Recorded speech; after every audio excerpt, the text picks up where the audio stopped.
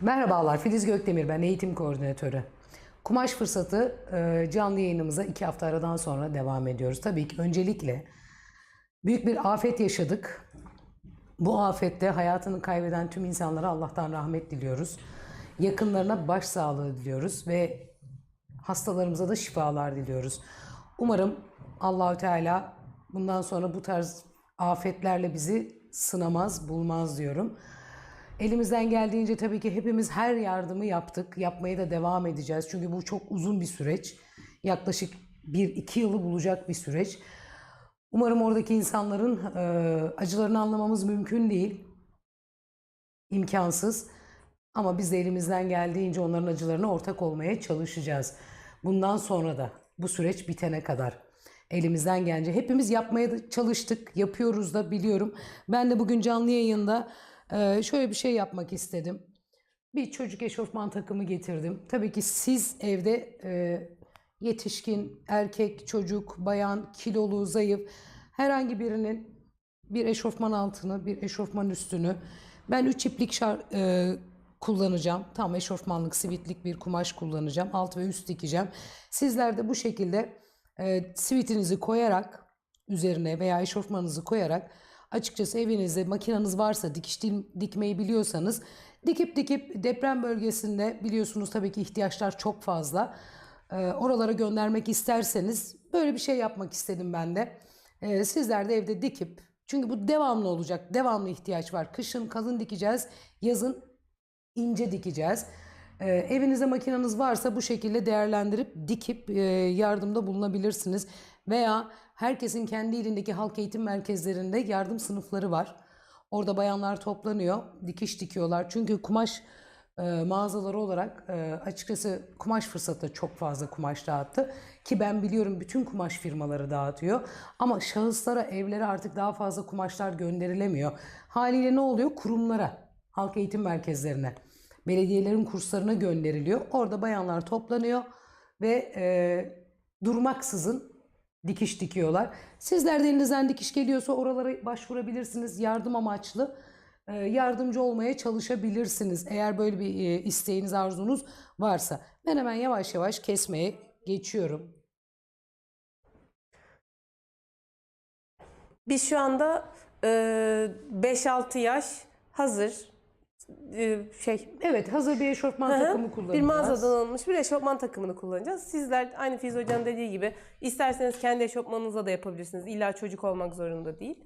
İsterseniz de yine çocuk eşofmanlarınızla. Yöntemi göstermek amacıyla ben hazırla yapmak istedim. Çocuklara yapalım dedik açıkçası. Hem de çok uzatmamak adına yayınımızı. Şöyle Ali Kerem'imizin, Reşte'nin oğlunun bir takımını getirdik hemen buraya. Öncelikle hemen şöyle tersini çevirip ikiye katlıyorum.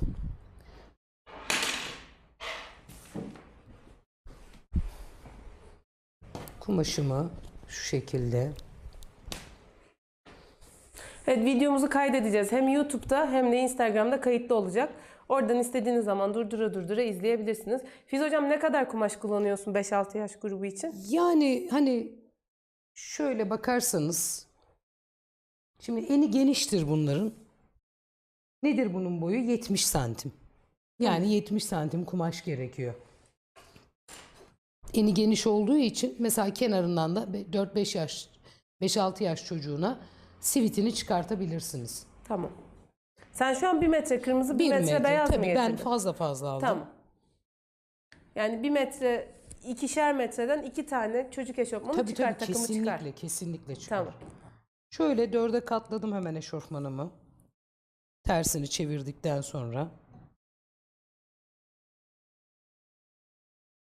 Burayı sıfır yerleştiriyorum. Bakın şu lastik payı görüyorsunuz.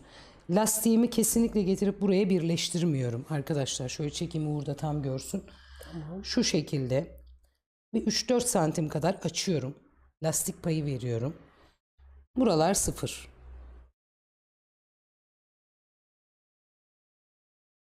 Şurada tabii ki arka ağ genişliği var. Gördüğünüz gibi. Ali Kerem çok cılız, çok da büyük yapmayalım. Evet, hemen Yani makasla da direkt kesebilirsiniz. Ben şöyle çizeceğim siz görün diye. Şöyle dikiş payını vererek keserken ağımı biraz uzatıyorum. Arka ağ genişliğini vermek için. Şöyle ben de ribana kullanacağım. Evet şöyle açtım gördüğünüz gibi. Kumaşı 4 kat. Tabii 4 kat. Arkayı önü bir kesiyorum.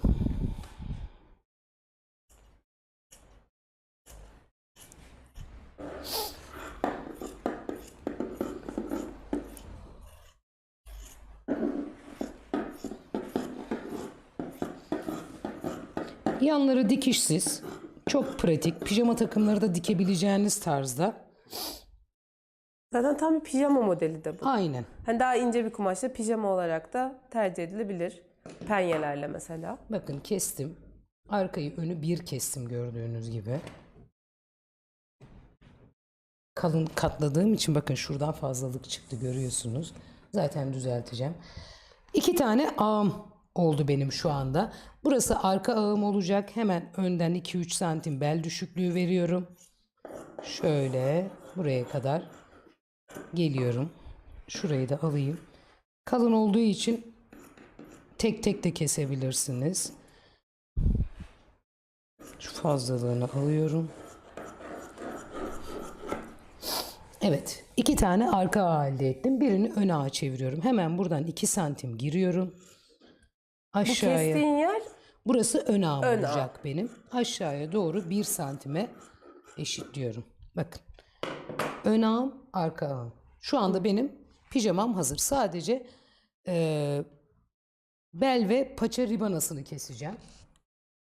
Kırmızıyı verir misin Uğurcuğum?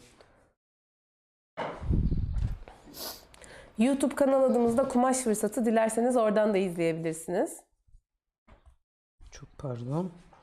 Şöyle hemen bir katlama mesafesi oluşturayım. Şu kadar yeterli. Buraya göz kararı sanırım biraz. Göz kararı değil tabii. 6-7 santim. Ha. Yeterli olacaktır.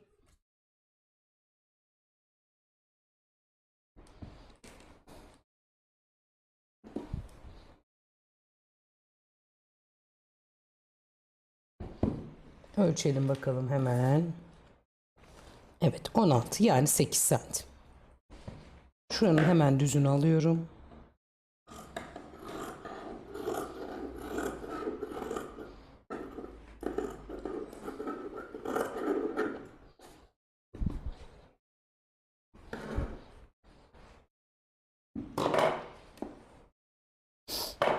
...16,5 çıktı. Hemen burayı da 16,5 işaretledim. Ve kesiyorum.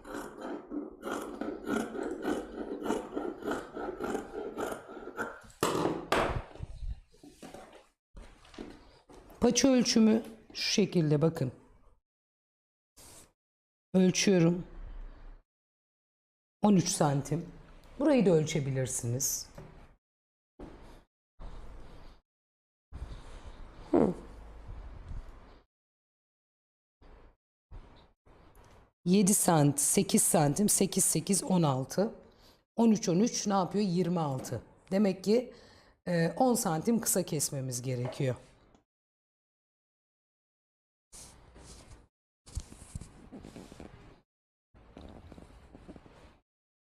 Burayı 8 santim hemen işaretliyorum. Dikiş payı da dahil. Ve şuradan kesiyorum. 2 paçamın ribanasını.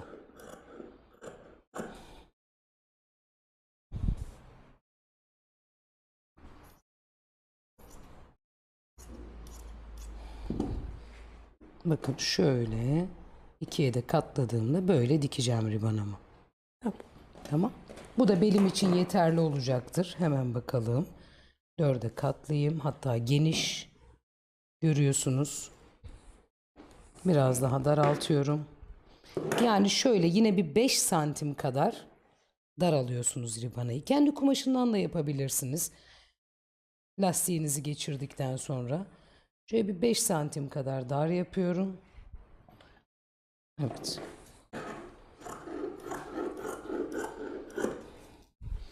Güzel. İzleyicilerimizden yine dikip depremzede vatandaşlarımıza gönderenler de olmuş. Ne mutlu. Hepimiz elimizden geleni yaptık. Dediğim gibi yapmaya devam edeceğiz. Önemli olan o. Biz de hem ekip olarak yaptık. Burada panço diktik, hem de sonrasında gönüllü dikiş severlerimizle birlikte Filiz Hoca önderliğinde pançolar diktik yine burada. Şimdi hemen üstü keseceğim. Üstün kollarını kırmızı yapacağım. Biraz böyle farklılık olsun dedik, iki renkli Evet, yapalım evet. diye karar kıldık. Gövde bölümü kırmızı, kolları beyaz olacak değil mi? Gövde bölümü beyaz, Beyaz, kolları kırmızı olacak. Evet. Ribanaları ne renk olacak? Yani ribananın tabii ki beden kısmı beyaz, yakası beyaz, kollarına kırmızı Kırmızı, kullanacağım. Hemen bedenimi alıyorum, ikiye katlıyorum.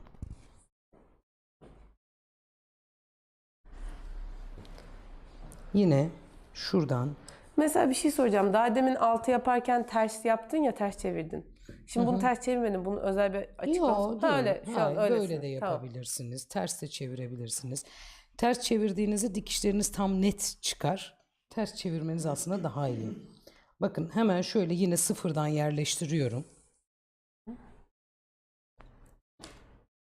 Çocuklarda yaka açıklığı çok önemli. Ona dikkat ediyorum. Yakamı çiziyorum arka yaka olarak. Yani direkt makası verip kesebilirsiniz. Hemen şöyle kolunu.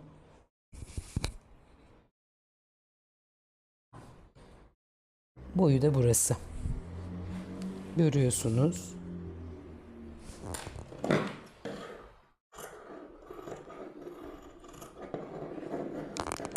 Sabun mu renk vermez diye acaba sordunuz Tuğba Hanım.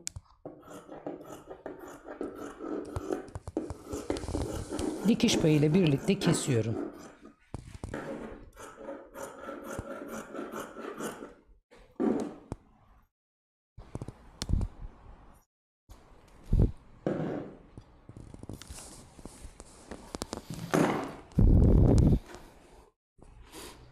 Hemen önü de keseceğim. Ön içinde tekrar arkayı yerleştiriyorum. Birebir mi yapacağım? Tabii ki önce keseceğim, sonra yaka oyukluğunu açacağım.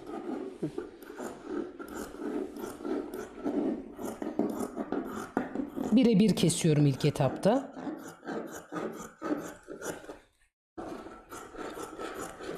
Makasımız bizim web sitemizde satışta. Dilerseniz DM'ye de WhatsApp'tan yazarsanız arkadaşlarım size ürün linkini yollayacaklardır. Filiz Hoca'nın da çok gözde bir makası. Evet, kesinlikle hepinize önerdiğim bir makas. Böyle hafif sanırım, değil mi? Hafif, Adem'in 4 kat şeyi de çok rahat kesti. çok rahat. Bakın ucunu Üç görüyor ipliği. musunuz? Çok güzel bir Çünkü makas. dikiş dikerken de makas çok Evet. kritik. Hemen ön tarafa bir 3 santim kadar açıyorum yakamı tekrar.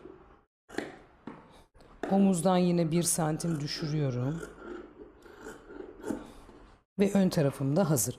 Şimdi hemen kırmızıdan kolu keseceğim.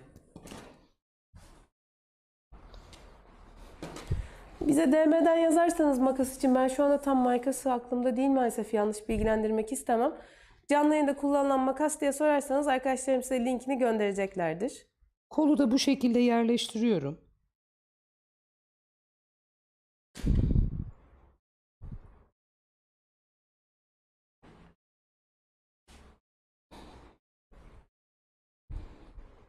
Birebir aynı. Birebir tabii. Tamamen aynısını yapıyorum. Dikiş payıyla kesiyorum her zaman.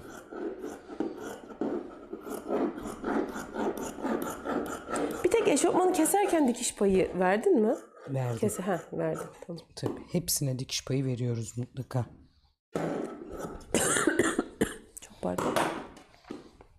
Hemen bir kol daha. Akıllandım. 2 kat kesiyorum artık. 4 kat yapmıyorum. Çok kalın olduğu için. Şu an kullandığımız kumaşımız 3 iplik şardonlu. Tam böyle güzel kışlık bir eşofman kumaşı. Şöyle size, bilmeyenlerimiz için, belki daha yeni dikişe başlayanlar vardır. Şöyle şardon dediğimiz bu içindeki bu tüylü yapı sizi de sıcacık tutar. Evet. Hemen ribanımı alıyorum. Kollarını, ribanasını keseceğim.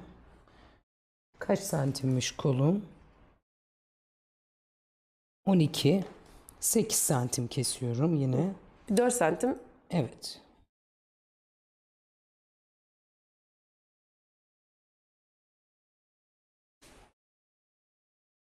Evet.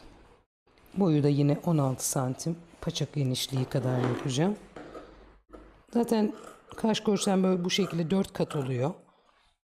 2 kolum birden çıkmış oluyor. Daha deminki renk geçişi şey içinmiş. Hani yıkarken kırmızı beyaza biraz böyle geçer, Bunlar pembelik boya yapar. vermez. Bunlar boya vermez. Boya, kumaşta boya vermiyor. Kaş korse de boya vermiyor. Biz şu anda kaş korse kullanıyoruz. Ribana değil. İkisi birbirinden bir tık farklı. Kaş korseyi böyle elbise, bluz gibi, etek gibi yerlerde de kullanabiliyorsunuz. Ribanadan daha farklı olarak kullanıyor ama aynı zamanda bu tarz böyle eşofmanların etek ve manşetlerine de ribana gibi de kullanabiliyorsunuz. Bu arada Singer Kaş korse. M3205 miydi? Biliyorsunuz yeni makinamız kampanyada satışta 2-3 haftadır. Onun biz eğitim videosunu çektik. Bugün akşam yayınlanacak. Akşam Makineyi 6 gibi. alanlar 6-6.30 arası. stoklarımız zaten bitmek üzere. Bugün akşam 6-6.30 gibi yayınlanacak. Ayrıca şunu da belirteyim. Yine bizim muhteşem derilerimizden şöyle bir bumper mont diktik. Lastik detayı var altında. Kollarında lastik detayı var. Farklı bir cep uyguladık. Ben zımba bastıracağım. Çıt çıt dikebilirsiniz, fermuarlı yapabilirsiniz. Tam bir bomber mont oldu. Bunun videosu da, bunun dikim videosu da Cuma günü yine YouTube kanalımızda yayınlanacak. Bilginiz olsun. Buradaki şardonlu. Bizim Zara derilerimiz de şardon. Onu da Evet. göstereyim. Şardonlu'dan diktik bunu. Evet, şimdi yine hemen 16 santim eteğini yapacağım. Evet, Filiz Hoca'nın üzerindeki elbiseyi de kendisi dikti. O da scuba dalgıç Tabii, değil mi? scuba Scuba dalgıç. dalgıçtan dikti. Haftaya da ne dikiyoruz? Hemen onu da söyleyeyim ben size. Cetvel almamışım ben yanıma. Yok, getirme. Tamam. Ben Şey- cetvel gibiyim diyorsunuz. Kaş korse. Web sitemizde kumaşfırsatı.com giyim kumaşları bölümünde kaş korseye tıkladığınızda kategoride bütün kaş korse seçeneklerimizi, renklerimizi görebileceksiniz. Evet, Haftaya- çok canım, özür dilerim. söyle. Söyle. Sen söyle. Tamam. Biz tabii burada direkt kumaşları rafından aldığımız için yıkamıyoruz. Ama mesela bu tarz kumaşları Filiz Hoca her zaman öncesinde yıkanması Kesinlikle, gerektiğini söylüyor. kesinlikle. Bir de bazı kumaşlarda pamuk olduğu zaman işte keten gibi oranlar olduğu zaman çekme yapabiliyor. Viskon, Böylelikle size viskonlar, hani ketenler, doğal elyaflar pamuklar. çekme yapacağı için önce dikişten sonra bir sıkıntı yaşamamanız adına öncesinde yıkamanızı tavsiye ediyor. Hocam Puff marka dikiş makinelerinde taksit imkanını arttıramaz mısınız demişler. Bankanın bize verdiği ölçüde taksit yapıyoruz. Onu Reşte daha iyi cevap verecektir ama 3 taksit imkanımız var. biliyorsunuz, Vade farksız. özel anlaşmalarla 10-12 takside çıkıyor. Çok büyük firmalarda oluyor bunlar.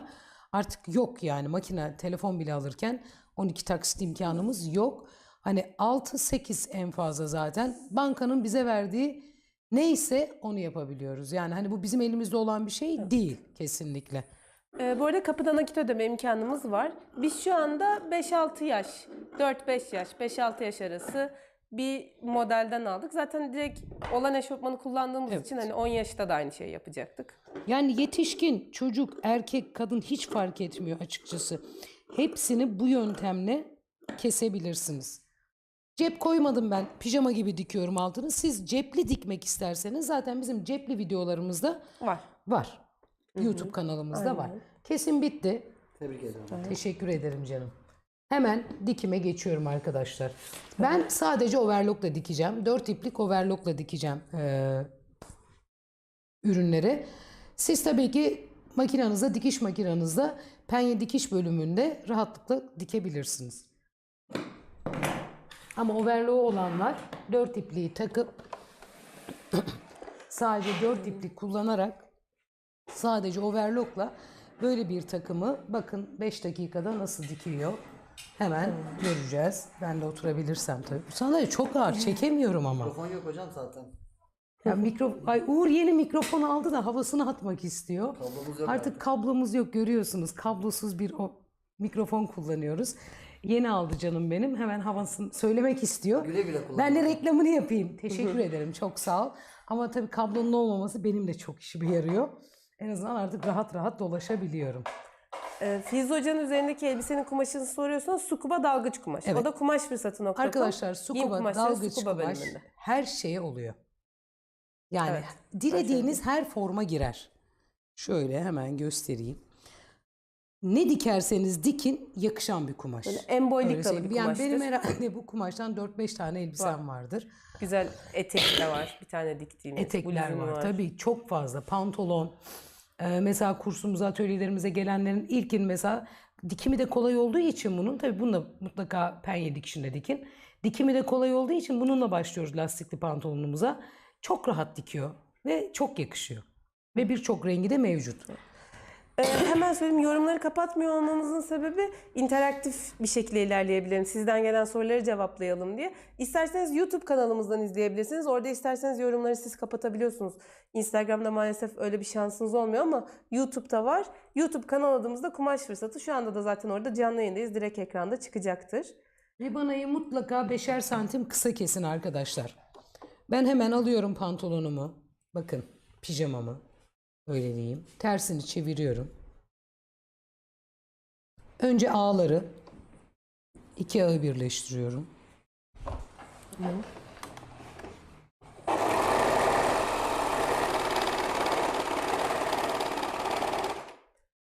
Eşofman kumaşımız 3 iplik şardonlu.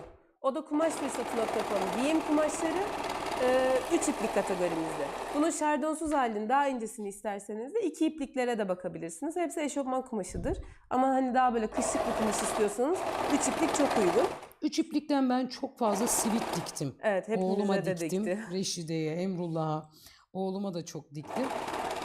Çok da güzel kullanıyor. Kesinlikle Yumuşacık bir kumaş. renk atması falan da olmadı. Çünkü her gün giyiyor, yıkanıyor.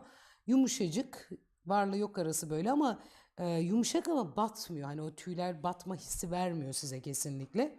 Ve renk atma olayı falan da olmadı. Giyindi, denendi. Çünkü bana değil ama Emrullah'a yaptığı da mesela 2 renkliydi. Siyah beyaz yapmıştı Evet, Emrullah'a evet. da. Oğluma da yaptım 2 renkli. Evet, onların hepsini hep 2 renkli çalışıldı. Yıkandı. Bazılarının 3 renkli çalıştığı da oldu. Kesinlikle renk atma, renk verme olayı olmadı. Bakın ağları diktim. Hemen şöyle açtım. Ağ dikişini şuradan sabitliyorum.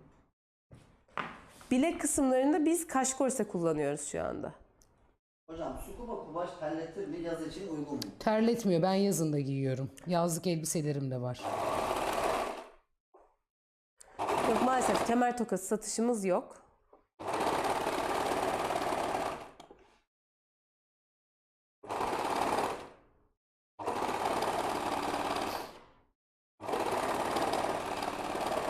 Haftaya da nasıl bir elbise dikeceğim hemen anlatayım size. Belden düğümlü elbiseler var biliyorsunuz. Son senelerde çok moda. Kruvazeleri var, abiyet görünümlü olanları var. Şuradan belden bir düğüm atılır gibi bir görüntüsü var elbisenin. Öyle bir elbise dikeceğiz. Ben onu biraz abiye formunda uzun dikeceğim. Bilginiz olsun. Kumaşlarınızı hazırlayın. 3 metre kadar kumaşınızı hazırlayın. Ne olursa olsun hiç önemli değil. Uzun yapıyorum ki biraz abiye formu olsun. Hani işinizi görsün. Yaz da geliyor. Hayat devam ediyor maalesef. Yapabileceğimiz bir şey yok. Yaz da geliyor. En azından bir abiye tarzı bir şey dikelim. Çok da şık ve güzel bir model oluyor. 3'er metre kumaş gidecek. 3 metre. Çünkü uzun kollu ve uzun olacağı için kumaşlarınızı hazırlayın. Haftaya çok şık, çok güzel bir elbise dikeceğiz hep birlikte. Filiz Hoca'nın kullandığı makas için bize DM'den ya da WhatsApp hattımızdan yazarsanız arkadaşlarım size linkini yollayacaklar. Onu çünkü şu an canlı yayında link paylaşmam maalesef ki mümkün değil. Yani onu paylaşamam. Onun dışında da bakayım, bir sorumuz daha vardı. Singer overlock kalın kumaşı dikmiyor diyorlar. Doğru mu? Aslında şu an 2 kat 3 iplik Yani dikiyor. şu anda evet. Evet, 2 kat 3 iplik Yani dikiyor 3 şu anda. iplik dikiyor. Şurada bir de bakın şeyler vardı. Overlock geçtiğim yerler, oranın üstünden de gayet rahat ve kolaylıkla geçtim. Sadece daha önceden izleyenlerimiz biliyorlardı. Ben ufak bir açıklama da yapayım. Filiz Hoca normalde overlock normal, yani dikiş makinesine diktiğinde sadece overlock çekmek için kullandığında 3 iplik kullanır. kullanıyor, Ama bu evet. tarz dikiş yaptığında 4 iplik olarak kullanıyor. Bakın. Bilginiz olsun. Şu anda pijamam hazır. Yani bu kadar kolay olmaması Evet. lazım gerçekten. Hemen ribanalarımı alıyorum. 2'ye katlıyorum. Dikiyorum. Hocam, Filiz hocam online kurslarınız başlayınca Azerbaycan'dan katılma mümkün mü? Başlayınca tabii ki istediğiniz Tabii, yani bunun için bir talep oluşturmanızı istiyoruz sizlerden.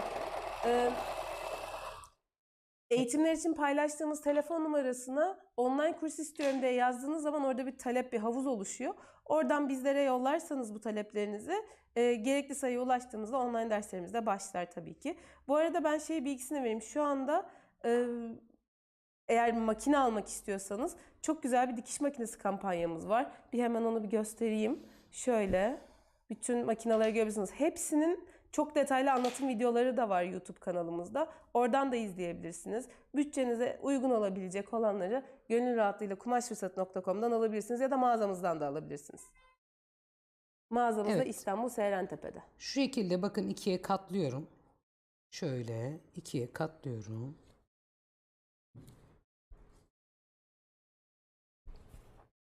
Hemen paçamın içine tabii ki açık kısmına denk gelecek şekilde dikişler yan yana gelecek. Ay çok pardon. Ay, aman düşüyordu neredeyse işte. Şuraya dikişlere denk getiriyorum ve çekerek yine onu da overlock'ta dikiyorum. Bu arada şu an indirimde olan paf makinalarımızın da böyle karşılıklı birbirleriyle kıyasladığımız videolarımız var. Filiz Hoca'ya soru sorduğum benim. Onun da tek tek böyle anlattığı makineler arasındaki farkları gösterdi. Onları da Reels bölümümüzden inceleyebilirsiniz. Oradan da çok detaylı bilgiye sahip olabilirsiniz. Sabit hikayelerimizde de var o videolarımız. Eğer makine almayı düşünüyorsanız o videoları da izlemenizi kesinlikle tavsiye ederim YouTube'daki eğitim videoları dışında. Bunu da dikiyorum. Bir tek lastiği kaldı. İşte devireceğim ben. Ben hani yakınına gireyim de çok net gösterebileyim diye. Ben de dikiş dikerken elimi kolumu savuruyorum. Hiç farkında olmadan. Makine yağlaması bir izleyicimiz yeni bir makine almış. Yağlamam gerekiyor mu diye bir soru Varsa sormuş. Singer orijinal yağ tabii ki bir damla damlatın. Gene bizim YouTube kanalımızda makine yağlaması ile ilgili de videolarımız var ya da Reels'larımızda. Oradan da izleyebilirsiniz bu tarz detaylı videolarımızı. Hemen bunu da biraz daha daraltarak yapacağım. Hiç dikiş makinesi kullanmayacağız değil mi? Kullanmayı düşünmüyorum yani. Ribana'yı lastikle geçirmeyi düşünmüyorum. Çok bol olursa lastik takarız. Tamam. Belimi de hemen şöyle 2'ye katlıyorum. Bebekler için olacağından dolayı hani çok da sıkı olmasın. Hemen dikiş kısmı arka dikişime denk gelecek şekilde yerleştiriyorum. Yani şu anda 2 Pijamam kat bitti. kaş korse, bir kat da dikiyor. Aynı anda. Arkadaşlar 2-3 kat kaşe geçiriyorum ben şeyden yani overlock'tan. Ve senelerdir kullanıyorum ben bu overlock'u burada canlı yayında. Hiç değiştirmedim dikkat ederseniz. Evet ve buradaki bütün öğrencileriniz de bunu Ve kullanıyor. evet atölye çalışmalarımızın da hepsinde. Bu arada söylemeyi unuttum. Önümüzdeki hafta cumartesi günü atölye çalışmamız başlıyor sanırım. Evet başlıyor. Tamam. Başlıyor. Çünkü o zaman gelecek bir öğrencin yazdı başlıyor değil mi hocam, heyecanlıyım diye. Onu da söyleyeyim. Eğer dikiş dikmeye merakınız varsa ama nereden başlayacağınızı bilmiyorsanız biraz da böyle ufak bir destekle ben de böyle videolardan değil de birebir soru sorarak ilerlemek istiyorum diyorsanız. Hani Filiz Hoca'yı da zaten izliyorsanız çok hakimsinizdir tarzına. Çok böyle pratik 5 dakikada nasıl yaptı ya diyerek hep onu izliyorum. Ben de ondan dikiş öğrendim. Dikiş kurslarımız var. 4 hafta boyunca haftada bir tam gün süren. İlk hafta basit lastikli pantolonla başlayıp son hafta astarlı taban dikimiyle bitirdiğimiz, çok da keyifli geçen, şu anda bulunduğumuz ortamda yaptığımız bir dikiş atölyemiz var. Katılmak isteyenler yine bize DM'den ya da WhatsApp'tan yazarlarsa size oradaki WhatsApp hattımızda yollarız. Oradan gerekli bütün bilgileri alabilirsiniz. Altım hazır. Alt eşofmanım. Süper. Bakalım. Yerimiz İstanbul Seyrantepe'de. Kağıthane Al, ilçesi. pijamam hazır. Ne çabuk oldu. Gerçekten süper. Tabii lastik de geçirebilirsiniz isterseniz. Hemen üstüne dikelim. Kaşkorse ile ribana'nın birbirinden farklı. Ribana'yı sadece bu tarz böyle etek uçlarında, eşofman uçlarında kullanabiliyorsunuz ama kaşkorse ile isterseniz bluz, elbise, etek gibi şeyler yapabiliyorsunuz. Arkadaşlar, Dilerseniz hırka yapabiliyorsunuz. Kaşkorse şudur. Hani fitilli bodyler Evet, giyiyoruz fitilli body. ya. Tam olarak o. Onun kumaşı. Böyle Yani alıp rahatlıkla body dikebilirsiniz, elbise dikebilirsiniz, bu triko tarzı elbiseler. böyle. Tamamen fitilli body, atlet Likra yapısı gibi biraz daha farklı ribanada. kullanabilirsiniz. Tabii. Yani ribana böyle açılıyor ya. Aha, kaşkorse Bunun öyle değil. belli bir boyutu var açılmak için. Daha şık duruyor, onu da söyleyeyim. Hemen arkadaşlar bunu da dikelim, bitsin. Bu arada Filiz Gökdemir Tasarım benim Instagram sayfamın adı. Oradan da bana sorularınızı sorabilirsiniz. Şuradan önce omuzları birleştiriyorum. Şu anda maalesef bu overlock makinesi sitemizde tükendi. O yüzden bu ürünümüz yok.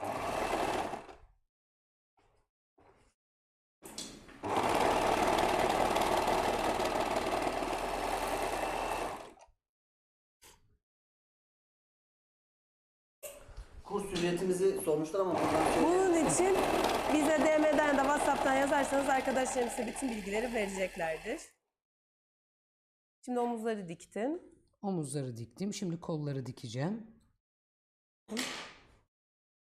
Hemen açıyorum. Tabii kırmızı takılı. Ben kırmızı ile devam ediyorum.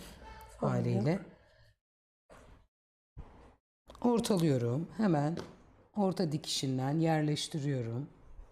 Şuraya bir iğne takıyorum. Tabii ki overlock'ta geçerken iğneyi çıkartıyorum arkadaşlar. Çok dikkat edin overlocklarınıza. Sakın iğneye denk gelmesin. Bu makine gibi değil sanırım.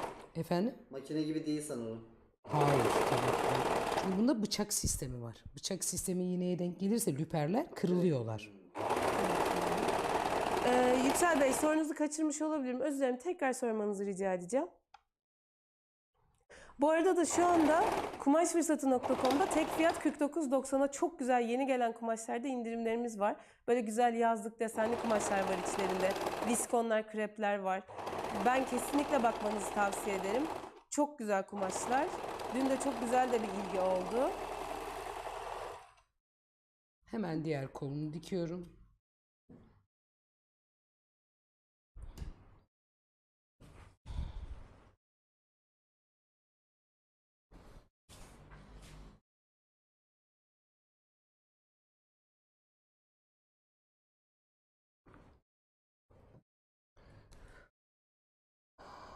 Atölyelerimizde cuma ve cumartesi gruplarımız var arkadaşlar. Cuma grubum şu an dolu. 2 hafta sonra başlayacak bir diğer grubum ama cumartesi grubumuzu haftaya başlatıyoruz. Kayıt alıyoruz. Kayıt yaptırmak isterseniz bize ulaşın. Dediğim gibi Filiz Gökdemir Tasarım Instagram sayfamın adı. Bana da ulaşabilirsiniz oradan. Detaylı bilgileri alabilirsiniz. Bizim kumaş satışımız metreyle, kiloyla değil. Bazı ürünlerde toptan departmanımızda kiloyla satışımız var. Kumaş fiyatlarımız, sitemizde gördüğünüz fiyatlarımız metre şeklindedir.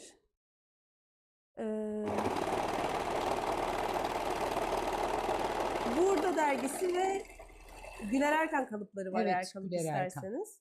Hani o iki derginin kalıpları mevcut. Onlar da tuhafiye, Bakın. burada ve Güler Erkan kategorilerimizden inceleyebilirsiniz. Kolları kumaşfırsat.com'da. diktikten sonra koltuk altından hemen şöyle birleştiriyorum. Türkiye gibi oldu. Evet. Tek yürek. Evet. Türkiye. Çok anlamlı oldu bu. Hemen şu şekilde tüm bedeni dikiyoruz. Dikiyoruz. Tamam.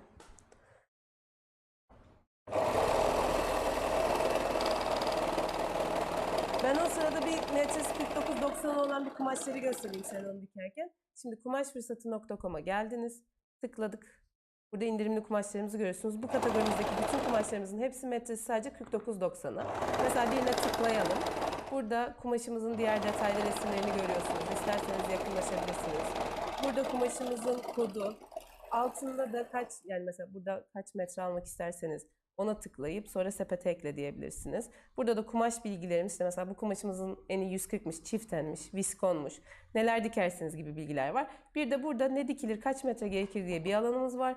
Bunu biz Filiz Hoca ile birlikte ayarlamıştık, hazırlamıştık. Sizlere kolaylık olsun diye çiften kumaşlarda aşağı yukarı kaç metreye ihtiyacınız olduğu bilgisi var. Bu PDF'de kesinlikle indirmenizi ve ara ara bakmanızı tavsiye ederim.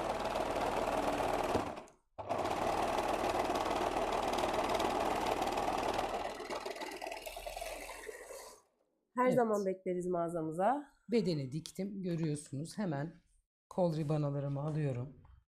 Açmamışım bunları. Bu değil miydi?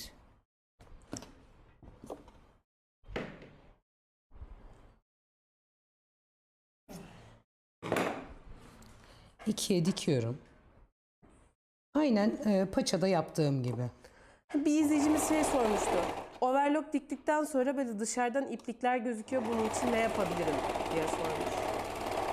Sanırım bir şey yapamaz. Ama nereyi dikiyor overlock bilmiyorum ki. Yani sonuçta ben mesela benim öğrencilerim de dikerken manşeti böyle dikmiyor da şöyle kıvırıp dikiyor. O zaman şurada dikiş kalıyor. Biz ne yapıyoruz manşeti? Bakın şöyle. Onun kenar kıvırma saklama noktaları vardır her zaman. Ve biz videolarımızda da mutlaka bu püf noktalarını size anlatarak uyguluyoruz. Bir inceleyin isterseniz. Kolu alıyorum, hemen şöyle yerleştiriyorum. Yine dikişime denk gelecek şekilde. Çekerek dikiyorum. Yayını kaydedeceğiz. Hem Instagram'da hem de YouTube kanalımızda, her ikisinde de kayıtlı olacak. Dilediğiniz zaman izleyebilirsiniz.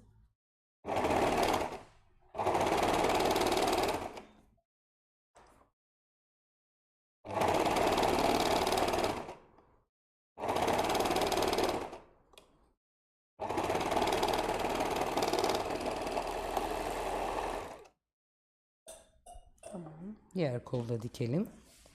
Bir de yakalar ve Yaka ve etek ucu kaldı. bitti yani. Bitti sayılır. Ve sadece 40 dakika geçti, biliyor musun? Bütün penyelerinizi, bütün yani o da konuşarak yapıyoruz. Normalleri işte biliyor kaç dakikada yaptığımızı. Bütün penyelerinizi, likralarınızı, trikolarınızı, elastik trikolardan bahsediyorum. Sadece 4 iplik overlock kullanarak dikebilirsiniz. Nilgün Hanım, ben aslında sorunun cevabını biliyorum ama yine de ben söylemiş olmayayım. Tekrardan soruyorum ya. Overlock makinesi bıçağını kendimiz değiştirebilir miyiz? Makinem Singer 6Y4. Ben servise gitmenizi öneriyorum. Ayarını yapamazsınız, yakın olur, uzak olur. Yani dengesini bulamazsınız. Mutlaka servise götürelim, servise değiştirelim arkadaşlar. Evet, yerimiz Vadi İstanbul'a çok yakın. Böyle arabayla maksimum 7-8 dakikada gelebileceğiniz bir lokasyon. Şunu söylemek istiyorum. Çamaşır makinesinin lastiği yıprandığında kendimiz alıp değiştiriyor muyuz? Biliyoruz. Yapabiliriz yani aslında söksek. Kesinlikle yenisini de takabiliriz yani. Türk insanı, özellikle kadınlar bu konuda çok becerikliler biliyorsunuz. Ama yapıyor muyuz? Hayır. Servisini çağırıyoruz. O yüzden lütfen makinalarımızda da bir problem olduğunda konfeksiyoncu, tekstilci arkadaşlara, komşulara, eşlere açtırmayalım. Lütfen servislere götürelim. Verdiğimiz para çöp olmasın diyorum ben. Hani makine ziyan olmasın diyorum.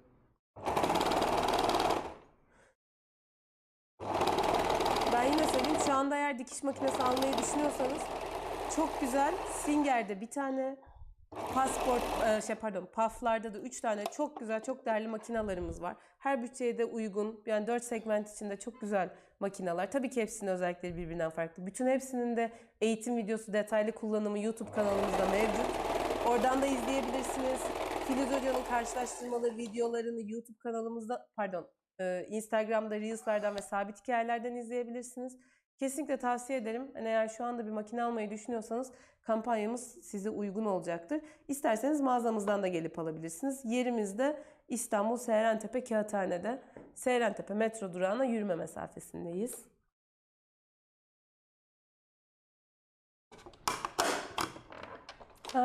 Çok mutlu olacağım bir yorum okuyorum. Sevcan Hanım yazmış. Öğrettiğiniz tüm her şey için teşekkür ederim. Sıfır dikiş bilen ben neler neler diktim. Çocuklarıma, eşime harika kıyafetler dikim. Hakkınızı helal edin yazmış. Ay, çok teşekkür ederim. Siz de hakkınızı helal edin. O kadar bizi seyrediyorsunuz, vaktinizi bizim için harcıyorsunuz. İnanın en çok bunlar bizi mutlu ediyor. Emin olun. Yani hani sizin ailenizin bütçesine de bir katkıda bulunabiliyorsak veya işte pratik yani eşofman, pijama günlük giyilen şeyler bunlar. Özellikle de küçük çocuğu olanlar için Sürekli. günde 6 kat falan değişiyor. Yani Tabii. bebekken ben öyleydim. Günde 6-7 kere çocuğun üstünü değiştirirdim. Çok mu titizdim, şeydim? Hayır, değildim. Ama sürekli Ama kirleniyor. ıslatıyor, kirletiyor yani. Mecbur değiştiriyorsunuz. Çocuklara o kadar fazla eşya gerekiyor ki. Ama şu şekilde pratik olarak diktiğinizde hem bütçenize yazık olmuyor. Çünkü zaten çocuklara aldığınız kıyafetler 2 ya da 3 ay giyilebiliyor en fazla. Size faydalı olabiliyorsak yine söylüyorum ne mutlu bize. İnanın ben çok mutlu oluyorum. Tek bir yerde varız. İstanbul Seyrantepe Kıraathane'de mağazamız. Ama online olarak tabii ki dünyanın her yerine gönderim yapıyoruz. Kumaşlarımızı, tuhafiye malzemelerimizden dünyanın her yerinden sipariş verebilirsiniz. Dikiş makinelerimizi Türkiye'nin her yerine gönderiyoruz. Aynı zamanda da bu gördüğünüz alan paf ve singer alanımız bizim. Burası, şöyle göstereyim. Singer'in İstanbul'daki en büyük showroom'una sahibiz biz arkadaşlar. Bunun bilgisini de vereyim. Etek için ribanamı diktim. Hemen böyle ikiye katladım. Görüyorsunuz. Hemen iki dikişine denk getiriyorum. Şu şekilde. Bir de konuşmayı becerebilsem. İçine alıyorum. Dikişler dikişlere denk gelecek şekilde. Bizim overlock makinesiyle ilgili çok detaylı videolarımız var ama ben yine bir göstereyim senin ayarlarını. Tabii ki bu ayarlar kumaşa, ipe göre değişiyor. Kesinlikle değişiyor. Yani sizin Kesinlikle. elinizdeki 2 iplikse belki daha farklı bir ayar gerekiyordur. Penye ise daha farklı bir ayar gerekiyordur. Hani onu ben tam açıkçası çok net de bilmiyorum. Yanlış da önermiyorum. Yok, doğru söylüyorsun. Yani ben iplik ayarı vermem genelde biliyorsunuz. Her makinede değişebiliyor. Evet.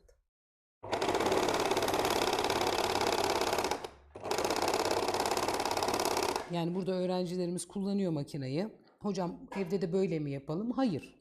Ben şöyle Evde bir yakından kontrol edin gösterebilir diyorum. miyim? Görebildiyseniz. Filiz Hoca'nın Instagram sayfası Filiz Gökdemir Tasarım.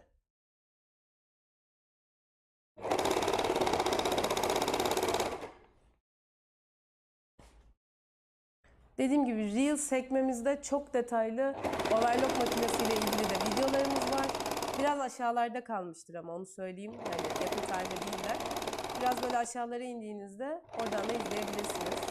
YouTube'da da zaten videomuz var. Hani onu söylemiyorum. uzun her şeyi anlattığım videom var. Zaten YouTube'a overlock yazdığınız zaman ilk çıkan video bizim video. Evet.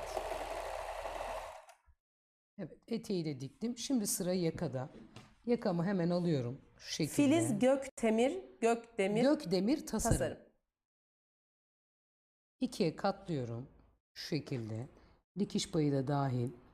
Mezurayla da ölçebilirsiniz. Bakın şöyle çekiyorum hafif. Arkayı da çekiyorum. Evet. Şuradan.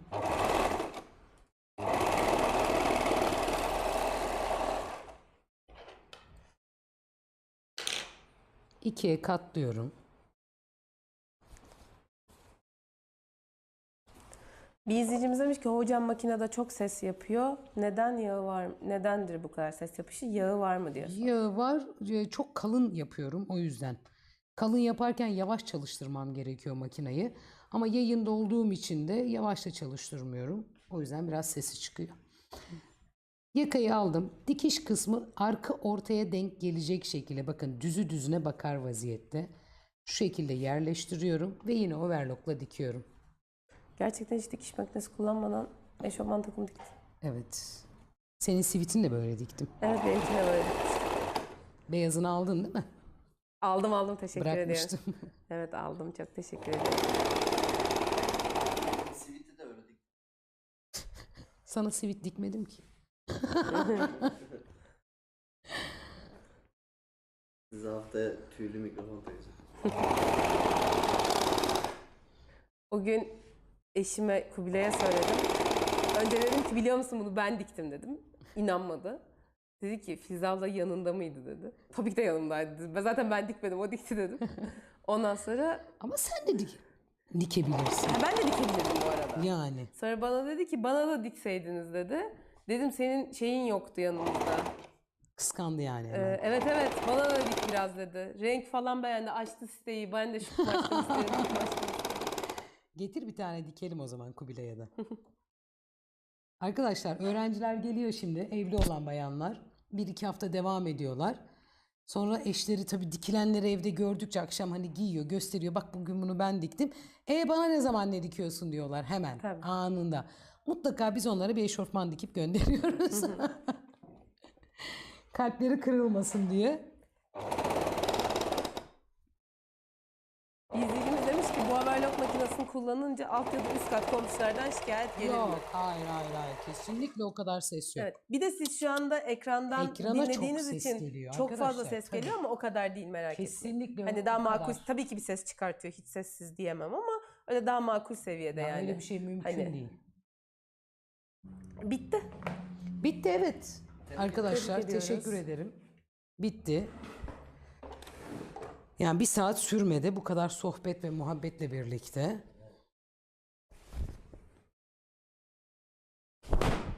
İstediğiniz armayı buralara yapıştırabilirsiniz.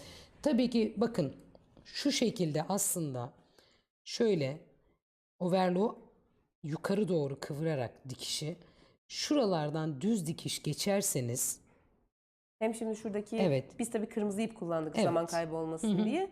Hem onu götürmüş olursunuz siz de tek iple bakın gitmişseniz. omuzdan, buradan ve yakasından düz dikiş geçerseniz bildiğiniz hazır. Yani kol ağzından bildiğiniz yani asla ve asla kimsenin bir de kendi markanızla etiketlerseniz zaten tamamen size ait olmuş Eşofmanı da olur. yanın altına koyalım mı? Evet. Hani benim vaktim yok şu anda o dikişi yapamayacağım ama sizler yapın lütfen. Şöyle. Takımım hazır. Bir izleyicimiz demiş ki çarşıya almaya gitsek daha uzun sürerdi. Gerçekten öyle. Kesinlikle öyle. Üstünüzü giyip evden çıkmak 1 saat zaten. Emin olun. Ellerine sağlık. Yani şu anda hani bu sohbetin içerisinde anlatacağımız farklı şeylerin olmasaydı yarım saatte kesiyorsunuz ve dikiyorsunuz. Öyle söyleyeyim ben size. Hadi olmadı 1 saat en fazla. Ben 1,5 saatte de tamamım canım. Yani acemi için. Yok ben demiştim 1 saatte biter diye. Türk bayrağı yapalım hocam. Getir bakayım Türk bayrağım oralarda bir yerdeydi. Var mı? Var sanırım. Şu armaları getirmiştik orada. çünkü. Bayrağı. Evet. İstediğiniz armayı da buraya yapıştırabilirsiniz. Evet. Bu yapışkanlı mı? Yapışkan. Ütüyle. Ütüyle hemen yapıştırabilirsiniz. Tamam mı Uğur'cum? Evet hocam tebrik ederim. Çok Ellerinize Teşekkür ederim. sağlık. Bunu hani matmazele hiç giydirmiyorum. Çünkü Aynen, üzerinde küçük çocuk. güzel durmayacak. Uğur onun güzel resimlerini çekecektir zaten.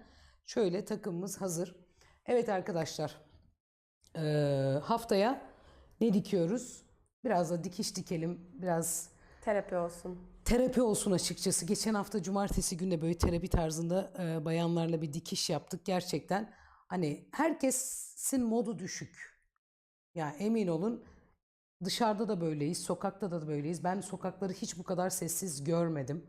Toplu taşımadan indiğinizde bir uğultuyla hareket ederdiniz. Şu anda iğne düşse sesi gelecek bir sessizlik hala ve hala 3 haftaya gireceğiz hakim.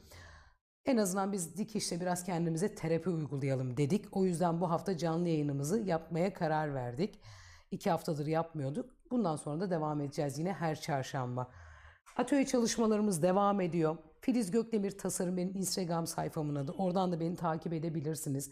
Haftaya belden düğümlü deniyor ona.